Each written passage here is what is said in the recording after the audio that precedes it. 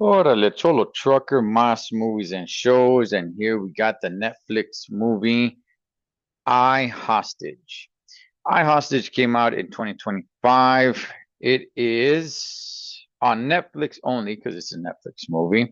I don't see a time on here on how long it is, but let's get to the description. When a gunman enters an Apple store in the heart of Amsterdam, the police face a delicate challenge to resolve the standoff. Rotten Tomatoes has this movie at 19%. Okay, so I went ahead.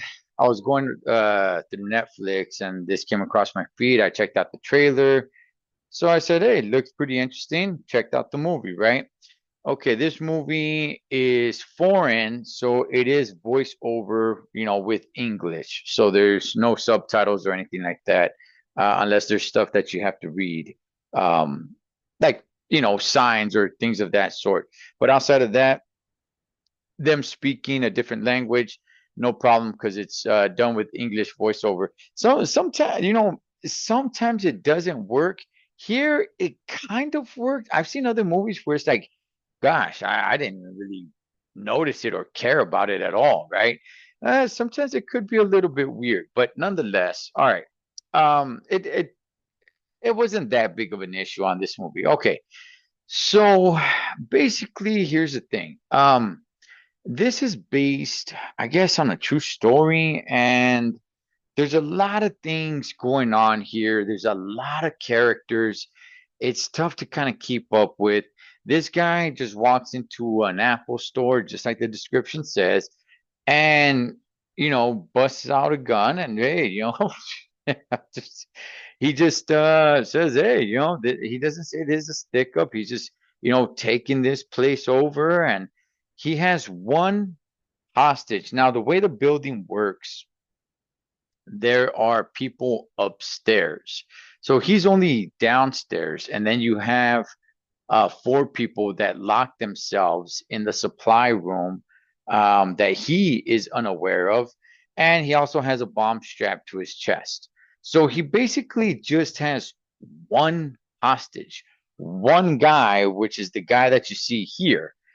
And I'm like, all right, I don't know why he chose this one dude, right? I think you'd probably be better off, I don't know, choosing a woman, choosing a mother or something like to get a little bit more sympathy. But all right, he chooses a guy, and the movie is just kind of moving along, and not much is really going on.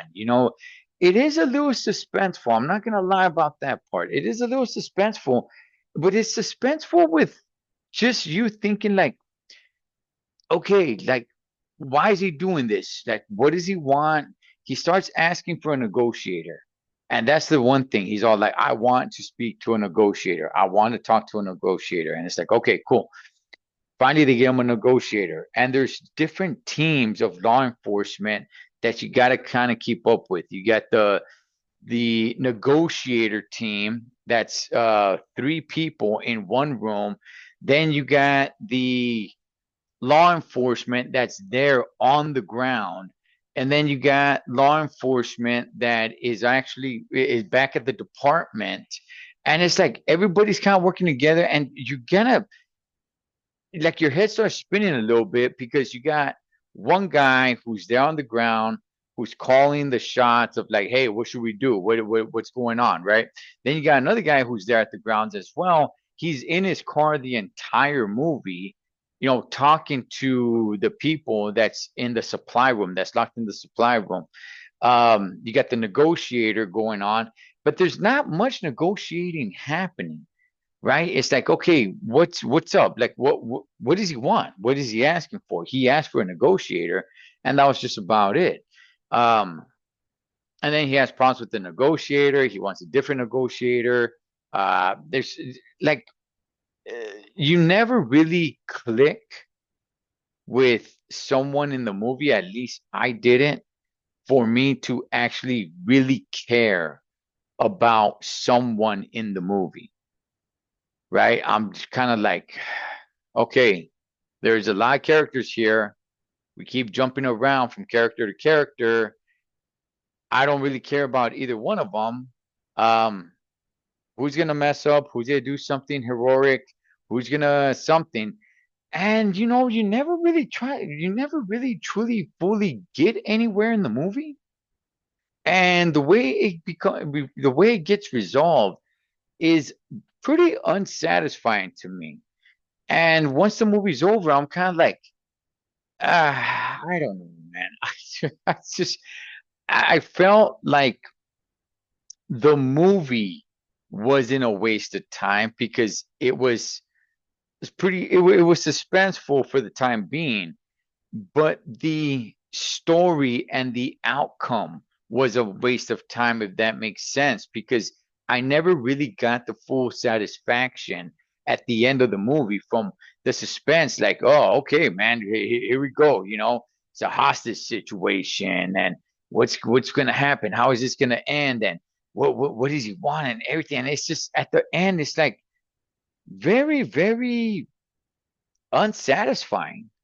I'm like, huh, all right. I don't regret watching the movie, but I wasn't satisfied on how the movie ended, and it just kind of left you with more questions. Like, wait, so you know, what about this? What about X, Y, and Z? And it's like, well, that's it. Just hopefully you enjoyed the movie, and now watch the credits go up. And it's just like, gosh, man, So, I mean, do I recommend it? It's cool for the time being, but don't expect to be satisfied when the movie's over. Don't expect to be like, oh, okay, that was a good movie. Oh, it made sense or anything. No, but while the ride is going, you're enjoying it, but you're enjoying it because you're believing that you're gonna, you know, come to the end of the ride and be like, wow, okay, I get it. It made full circle. Where at this point, it doesn't make full circle. Where you got on the ride, it drops you off somewhere else. And it's like, wait, what the heck? So yeah, man. I mean, I don't know if I'm really gonna recommend this movie. Like I said, I don't regret watching it, but yeah, it just wasn't satisfying enough. That is I Hostage, Total Trucker Monster Movies and Shows. Catch you guys on next.